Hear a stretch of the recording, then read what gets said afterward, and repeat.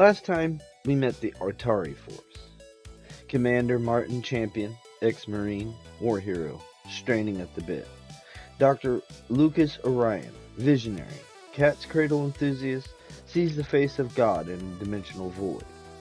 Mission pilot Lydia Perez, sharp tongue, hidden history, something unresolved with Champion. Flight engineer Mohandas Singh, New Delhi street orphan turned genius, sponsored into the world by a man who owed him a debt he could never fully repay. 4 people, 1 ship called Scanner 1. 1 mission, find a new Earth. Issue 1 ended on a cliffhanger, an intruder inside Atari headquarters. Someone in a purple bodysuit hanging upside down above a classified briefing, listening to everything. Issue 2 picks up exactly there. Chapter 1 is titled Berserk. Not because the story has anything to do with the game, with Berzerk the game. I want to be clear about that up front because we are talking about a comic that ships inside the Berzerk cartridge. Berzerk, the 1980 Stern arcade game, the one with the robots and the mazes and evil auto bouncing at you when you take too long. That game. The connection between that game and this comic is a single line of dialogue. A security captain, having detected the intruder, picks up his radio and says, "Intruder alert, we have a berserk situation in quadrant SL16. That's it. That's the crossover. Berserk situation, used as a military slang for a containment emergency. Nothing about robots, nothing about mazes, nothing about indestructible bouncing faces. Conway and Thomas needed a word that meant things have gone wrong. They picked up. The Berzerk cartridge ships. The Berzerk comic reader gets issue 2 of Atari Force. Issue 2 of Atari Force has 1 reference to Berzerk buried in a caption on page 6. But here's the thing. It's actually a great issue. Part 2, Chapter 1, Berzerk. Commander Champion, Dr. Orion, thank you for making the trip here from Solar Satellite Station 1. We know you wouldn't have called us back to the Atari Institute without good reason, Mr. Director. See Atari Force number 1 in Atari's Defender cartridge, editor. But why such tight security?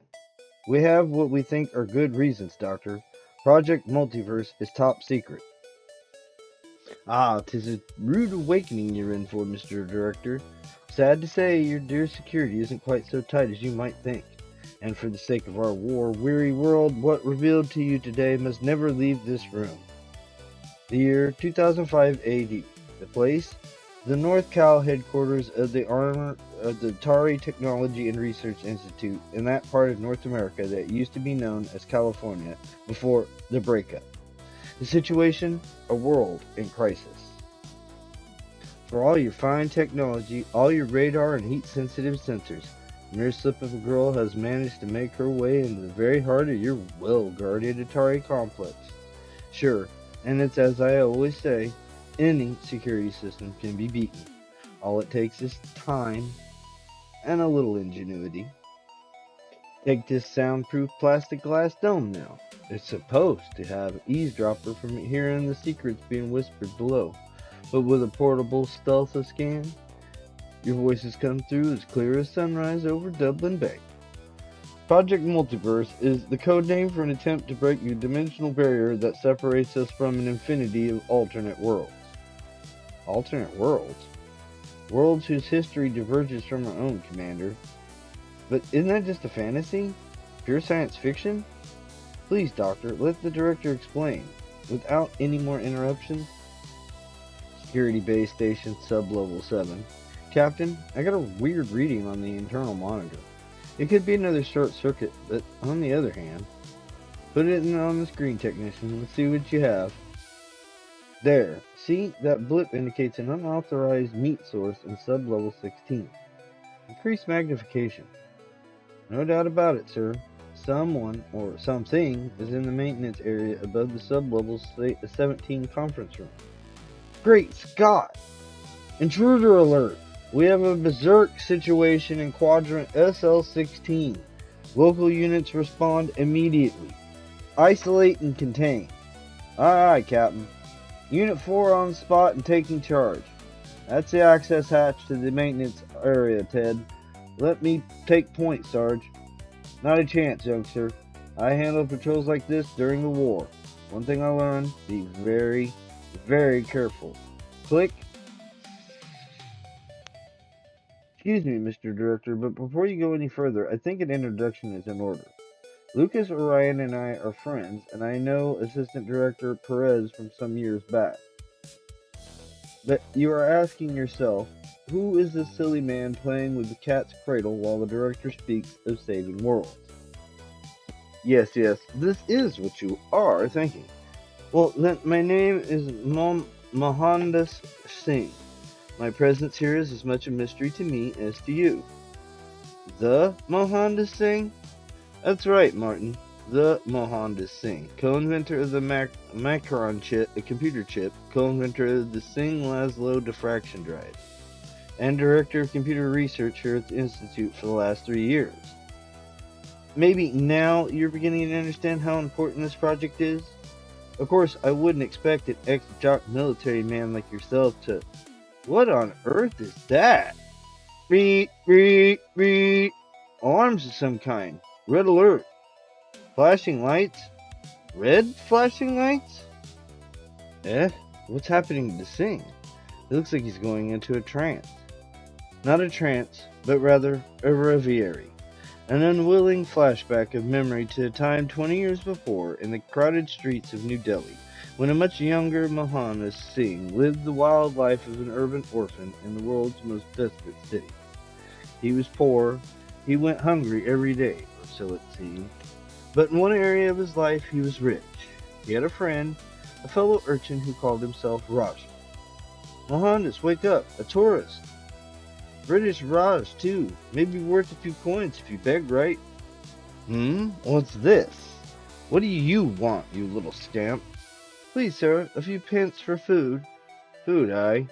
How you can eat in this bloody hot climate, I'll never know. Still, you look like a good boy. And I suppose a few bob is the least I can... My wallet. Gone. Playing Fagin's game, are you? One of you distracts me while the other pinches my purse? No, sir, I never. Police! I've been robbed! Run, Mohandas! The police will never believe us over a rich white Raj. Run! Even in memory, Mohandas Singh can feel the pounding of his heart, the pure physical terror that gripped his chest and made each breath an agony. He ran without really knowing why. And of that nightmare morning, all he can truly remember is the wail of sirens and the police cars flashing red lights. My word, what have I done? Bree, bree, bree! Not that way, Raj. You're headed towards the Jamna. We'll be blocked by the river. Bree, bree! But panic guided Raj's flight, and blind fate twisted his foot on wet stone steps. Thump! Raja never even cried out. Mohandas screamed for both of them. Raja! He will never forget. The lights, the sounds seared into his brain. Bree, bree, bree, bree! In spite of his poverty, in spite of daily hunger and constant fear, until that moment he hadn't known what it meant to be poor. I'm sorry. This was my fault. I was the worst kind of fool, seeing what I expected to see, not what was. My name is Miles, Professor Stanley Miles. I'm here for a symposium, the world's geophysical year, you know. But of course you don't know. See here, I can't bring your friend back to life, but perhaps I can give you a life. But Singh wasn't listening. In his mind, it was still heard that terrible siren wail. Still saw those flashing lights. And even now, 20 years later, they throw him into a kind of trance until... Sing! Snap out of it! Are you alright? Yes, Commander, very much. Alright. I was just, Professor Miles paid his debt in full by sending Mohandas Singh to the finest schools on 3 continents, and recognizing the fine mind that had almost been suffocated by overwhelming poverty. A mind that now focuses with instant alertness on new input, causing Mohandas Singh to cry out. Commander, Director, there is the cause of the alarm. A spy! So much for 6 years of training in the Marines. I never even looked up. I thought you told us Project Multiverse was top secret, Perez. I don't understand, Martin. Security was so tight. Dear lady, if I ran my medical research department the way security apparently has run this operation, I'd soon have no patients left alive. Okay, sister, into the road. What? Sarge, she's jumping around like some kind of kangaroo. Too close to use my weapons, Blazer, without hitting you. You gotta get some room to maneuver, else she'll... Swap! Thud! 'Tis a pity you hesitated when you saw you were facing a fair Colleen. Clunk. Sure, and that was your first mistake. Crack! Your second mistake was in not stunning me when you had the chance. You've given me precious moments I need to escape, and now 'tis what I'll do. Ta! Great heavens! She slipped into the ventilation duct that leads into the Scanner 1 hangar. Scanner 1 is the very heart of Project Multiverse. Even security isn't allowed on this level. Hurry, we have to stop her before something disastrous happens. The protective hatch unseals with a pneumatic hiss, and Commander Champion leads the others through the double lock, drawing up short on the far side. His breath literally stolen by the sight before him. So that's the big secret.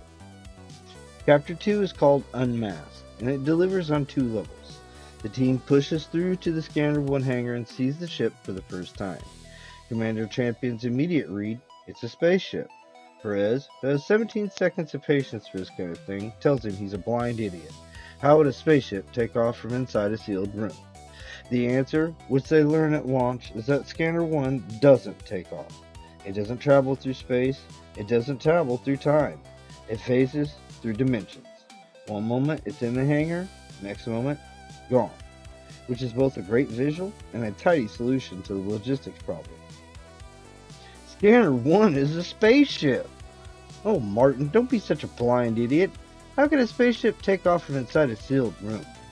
Perez, you must learn to curb that sharp tongue of yours. Commander Champion can be forgiven for jumping to conclusions. For now, let me assure you, Commander, you couldn't be more wrong. Bang! It's her, the intruder. She's got to be stopped before she can reach Scanner 1. She might be carrying explosives. She could be a saboteur. Whatever she is, Mr. Director, and whoever she works for, it's a safe bet she didn't wander in here looking for the ladies' water closet. She's equipped and trained for combat, and that suits me fine. My. Your Commander Champion is most aggressive, is he not? Martin, for heaven's sakes! Let him be, Doctor. I think I recognize that woman down there. And if my guess is right, we're in for quite a show. Hi-ya! Not bad. You're fast. Sure, and it's more merely fast than I am, Commander. Whoosh! I'll say. They didn't teach us to fight women in the Marines, if that's what you mean. But I've always been a quick study. If that had even come a centimeter closer. Tell the truth now, Commander. 'Tis more a struggle than you expected, testing this little lassie. Ah, and if that's the case, my lad, then you still got a lot to learn. Yow! I don't get it. You could have snapped my neck like a dry twig, but instead, you're laughing at me. Admit it, Commander, you make a frantic sight. Whoops! Your face. I've seen it before. That you have, Commander, on the Institute reports. The name's O'Rourke. Hassan O'Rourke, Executive Director of Atari Security. Little field test of our security personnel that I've been running, and sorry are a lot of overarmed bumpkins I've never seen. You lads depend too heavily on your fine computers and sophisticated sensors. Sorry if I've disrupted your little party, Mr. Director, but as you know, Atari has its enemies, and vicious they are, too, since the war. We have to protect ourselves, and that means we must be constantly alert. You'll have no argument on that from me, O'Rourke. In fact, I'm glad you're here. Since I was about to summon you when our party, as you call it, was so rudely crashed. O'Rourke, you're the 5th and final member of our new team we've designated the Atari Force. Over the past few months, while you were attending to your regular duties, each of you received extra training in the operation of a new computer. The Atari 8000, the most advanced cybernetic brain ever designed. The Atari 8000 is the guidance computer of the vessel Scanner 1. Thus, without knowing it, for reasons of security, you've been training for months for this, the most important assignment of your lives. Now, if you'll watch your step, I'll show you around. The first compartment is the master airlock. Weapons everywhere I see? Most strange. What have weapons to do with a mission of exploration? Don't be naive, Singh. We may hope for peace, but we must be ready for war. My father was a soldier, and my mother too. She was Chinese, he was Irish, and they raised me in an Ireland torn by civil war for more than 30 years. And so when the 5-Day War broke out 7 years ago on October 18, 1998, I was ready, or so I thought. My United Nations paratroop unit was part of the Special Response Force to be dropped behind enemy lines. During the first hours of the war, after the attack on NASA's lunar colony that started the whole mess, the enemy occupied a major oil field in the Arabian Peninsula. Our mission was to free the oil field without gaining the enemy a chance to destroy it. I was a lieutenant in charge of my own squad. Saints preserved me, but I thought I was God's special child and that nothing could harm me.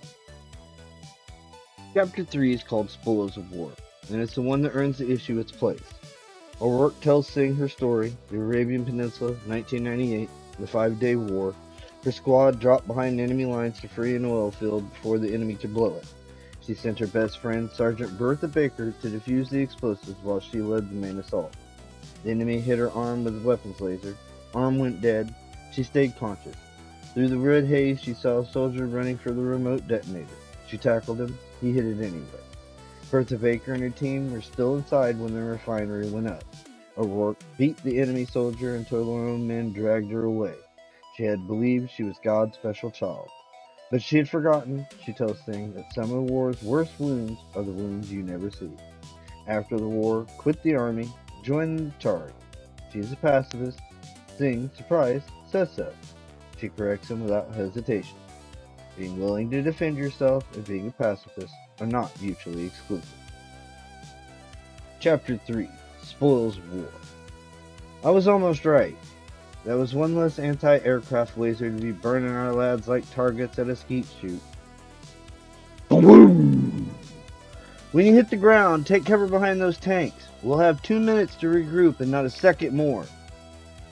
Bertha Baker was my sergeant, and the closest friend I had in the army. Hell, she was my only friend. We're still missing half the squad, Lieutenant. Should we wait? No. Mission comes first. Move out. You're the boss, Lieutenant. Those bunkers are our target. Intelligence reports the enemy is holed up in there with radio controls set to blow up this whole refinery at the touch of a button. I winced at the disapproval in her tone, but after all, we were soldiers. We were paid to take risks. It was our duty and our honor. The others would just have to catch up, if they could. Our flyboys are laying down and covering bombardment. We have to get inside, defuse the explosives, and clean out those bunkers. Bertha, lass, it's you I'll be depending on to defuse those explosives. Take 4 lads and swing around to the compound's far side, while I lead the main assault. On my way, Lieutenant. Good luck. Luck wasn't part of my vocabulary, Singh.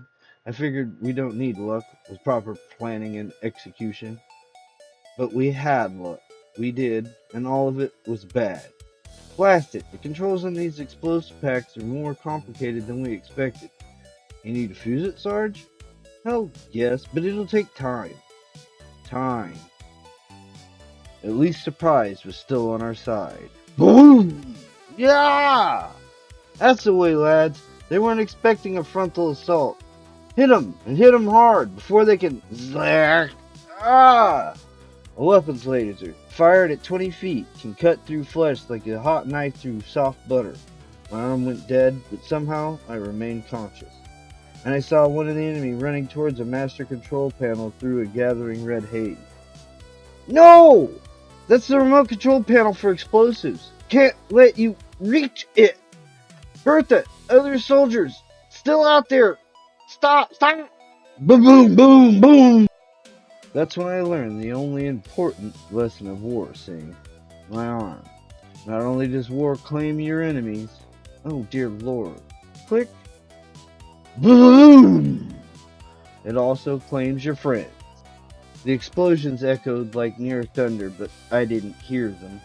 I'd gone crazy, striking the enemy soldier again and again, sobbing with grief, until finally my men had to drag me away. You see, Singh, I thought God was on my side, that I couldn't be hurt.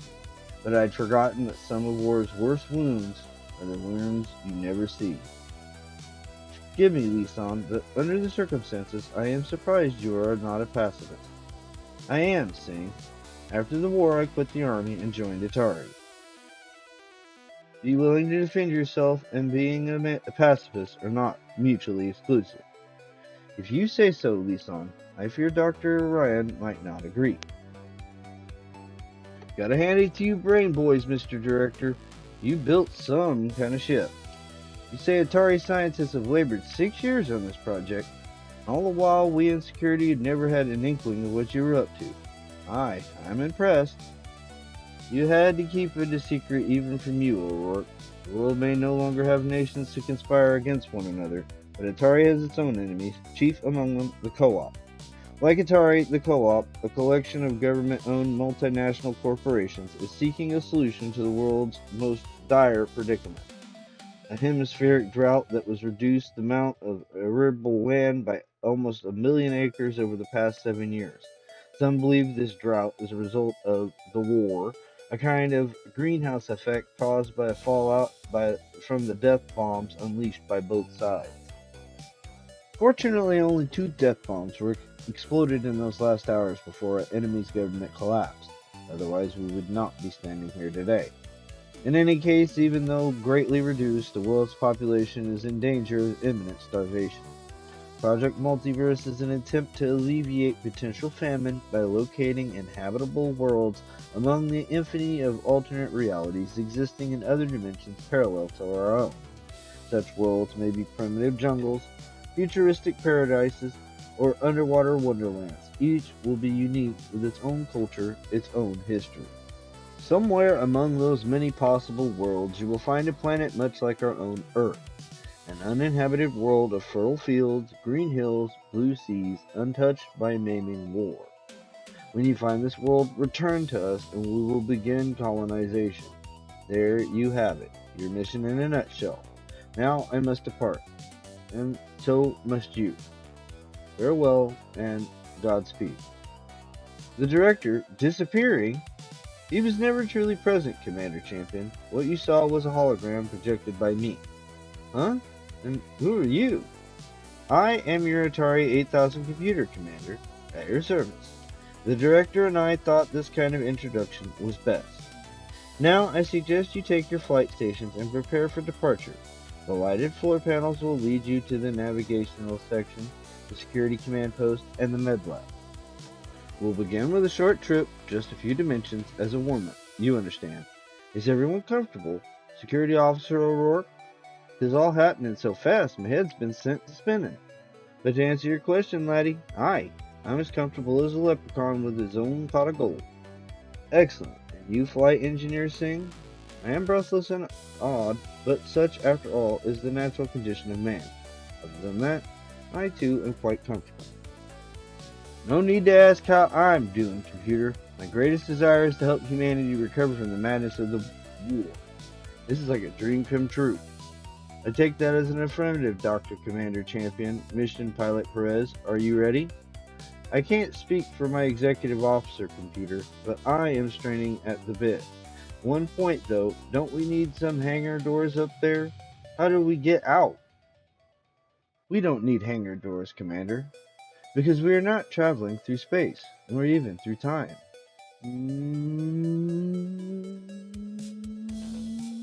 Our voyage is through multiple dimensions. Like the Cheshire Cat in Alice in Wonderland, we shall be here one moment, and in the next moment, we shall be gone. You know, totally missed a perfect opportunity right there for where we're going. We don't need roads. You know. Good lord, where are we? We're in the void between dimensions, Commander. All systems are go. Singh, O'Rourke, Ryan, any problems? None, Martin. Scanner 1 is secure. Martin, old friend, have you ever seen a sight as beautiful? Never, Lucas. It's like gazing into the face of God. Why, Commander, a poetic thought. I'd never have expected it. From a dumb jock, I'm full of surprises, Perez. And so are you, Lydia. Before this trip is over, I'm gonna find out what's bugging you, Perez. I thought we were friends, but you've been critical of me ever since we got back together. Mysteries of the multiverse aren't the only mysteries we're going to unravel on this voyage. That's a promise. For now, the end. The adventure continues. Read the next exciting chapter in the saga of the Atari Force in Star Raiders. Available soon. This issue does something the first one didn't have time for. Issue 1 was setup, world, team, mission, cliffhanger. Conway and Thomas were laying track fast. Issue 2 slows down and earns the character. Singh's backstory was Raja, O'Rourke's backstory of Bertha Baker, two people who lost something to a system, one to poverty and false accusation, one to war and the weight of command, both of them now on a ship pointed at the infinite. The team that gets on Scanner 1 at the end of Issue 2 is not the same collection of names that showed up in Issue 1. You know who they are now. And the Atari 8000, the ship's guidance computer, waited until the director finished his farewell speech and then revealed that the director had never been in the room. The whole briefing was a hologram.